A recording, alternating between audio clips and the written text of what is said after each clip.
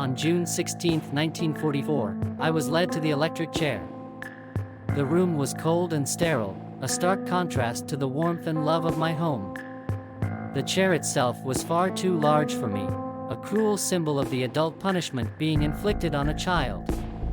As they strapped me in and placed the electrodes on my body, I could feel the eyes of the witnesses on me, a mixture of pity and morbid curiosity.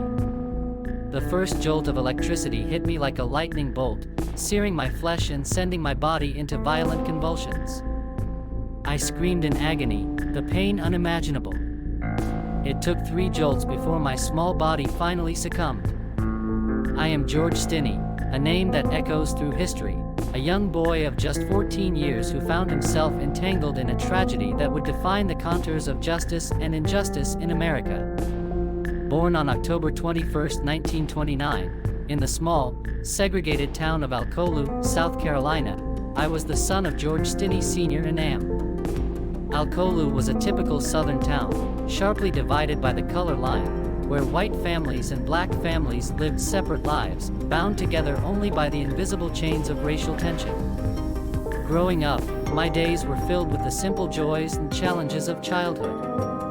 I lived with my parents, brothers, and sisters in a modest home in the black section of Alcolu. My father worked at the local sawmill, a job that demanded long hours and unrelenting labor, while my mother tended to our home and took care of us children.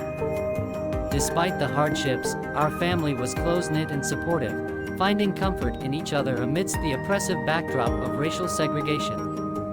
On a fateful day in March 1944, my world was shattered. Betty June Binnicker, an 11-year-old white girl, and Mary Emma Thames, aged 7, were found dead in a ditch. They had been brutally murdered, their bodies discovered after a frantic search by their families. The town was in shock, and the hunt for the culprit began with a fervor fueled by fear and prejudice. It was on March 23, 1944, that the course of my life took a dire turn. The police came to our home and took me away, accusing me of the unimaginable the murder of those 2 girls. I was just a child, bewildered and terrified, unable to comprehend the gravity of the situation. The police claimed that I had confessed to the crime, but in truth, I was coerced and intimidated during the interrogation. There was no lawyer present, no parent to stand by my side. In a matter of hours, my fate was sealed by words that were not my own. My trial was swift and merciless, a mere formality in a system rigged against me from the start. It lasted only a few hours on April 24, 1944, in a courthouse filled with an all-white jury. The evidence against me was flimsy at best, the so-called confession, which I had never given freely, and the testimony of a few witnesses who could not place me at the scene of the crime.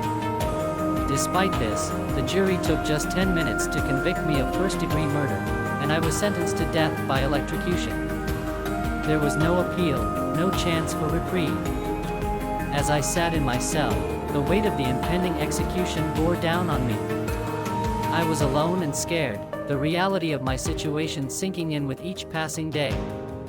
The world outside continued to turn, indifferent to the plight of a young boy condemned to die. My family was devastated, powerless to stop the inexorable march towards my execution. They had no means to hire a competent defense, no voice loud enough to be heard in a society that saw us as less than human. On June 16, 1944, just 83 days after my arrest, I was led to the electric chair. All they had against the kid was that he talked to the girls the same day they died. Officer Newman, the presiding officer, along with the members of the interrogation team, claimed that George confessed. After 10 minutes of deliberation on April 24, 1944, an all-white jury found him guilty and sentenced him to death by electrocution. Did it make sense? George Stinney, a half-African-American child, was tried by a jury of 12 white men and with his family not being allowed into the courtroom. When the news spread that the 2 white girls were killed by a black boy, this led to an uproar in the white community. Both the boy and his family were lynched. As a result, George was held in a secret location so that even during his last days, his family could not see him. They didn't even know where he was.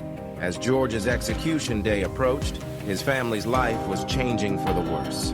Wanting to have no relations with a convicted murderer, companies did what they're good at and cut their losses, tossing the Stinney family out into a world where murder is the norm.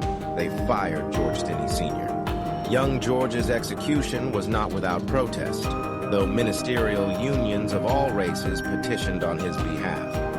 Among the arguments they raised were the ethics of killing a child, Christian morality, and the justice of the trial and conviction. Several letters and telegrams were sent to the governor's office requesting clemency, but they were all ignored. The governor, Olin Johnson, was warned of rising racial tensions by protests, but it was too late. Too many bloodthirsty people wanted their pound of flesh. Whether you consider it bitter or sweet, George's parents were able to see him one more time before his execution. On June 16, 1944, his minister was allowed to see him and grant him his last rites as a death row inmate. At 95 pounds and 5 feet 1 inch tall, George was marched to the electric chair with his trusty Bible cradled to his chest. He was led to the chair in a striped jumpsuit and accompanied by the minister. The officials had difficulty setting the electrodes around his limbs since, being a child about to be strapped to a chair designed for adults, he was so small. They took the Bible from George and used it as a booster for his seat. They asked George if he had any final words. He simply shook his head before strapping his hands and legs. They pulled a strap and put it over his mouth. As the executioner prepared him for his death, it was seen that George began to cry. What a futile tear this signal was given. After they placed an ill-fitted adult mask over his tear-stained face and the 2,400 volts were sent through his body, and everybody saw his wide-eyed, teary, saliva-covered face. After 2 more jolts of electricity, it was over. In a short span of 3 months, they had successfully killed a child. A 14-year-old boy had been arrested, accused of murder, tried, convicted, and executed by the state of South Carolina. I remember the coldness of the room, the harsh metallic taste of fear in my mouth, and the somber faces of those who had come to witness my final moments. The electric chair was designed for adults, far too large for my small frame. They had to stack books on the seat to prop me up, a cruel irony that only underscored the grotesque nature of the proceedings. My hands were too small for the straps, and they slipped from my wrists as I sat there, trembling with fear. As the executioner pulled the switch, a jolt of electricity surged through my body, sending waves of excruciating pain coursing through me. I convulsed and screamed, my young body racked with the agony of an adult punishment. It took 2 more jolts before I was finally pronounced dead. In those final moments, I was not just a child, I was a symbol of a broken system, a life snuffed out by the machinery of injustice. As they strapped me in and placed the electrodes on my body, I could feel the eyes of the witnesses on me, a mixture of pity and morbid curiosity. The first jolt of electricity hit me like a lightning bolt, searing my flesh and sending my body into violent convulsions. I screamed in agony, the pain unimaginable. It took 3 jolts before my small body finally succumbed. For 70 years, my story remained a haunting reminder of the injustices that plagued our society. My family never stopped fighting to clear my name, to show the world that I was innocent. In 2014, a South Carolina judge vacated my conviction, acknowledging that I had been denied a fair trial and that there was no physical evidence linking me to the crime. It was a moment of bittersweet vindication, a recognition of the wrongs done to me in a small measure of justice, albeit too late. On June 16, 1944, I was led to the electric chair. The room was cold and sterile, a stark contrast to the warmth and love of my home. The chair itself was far too large for me, a cruel symbol of the adult punishment being inflicted on a child.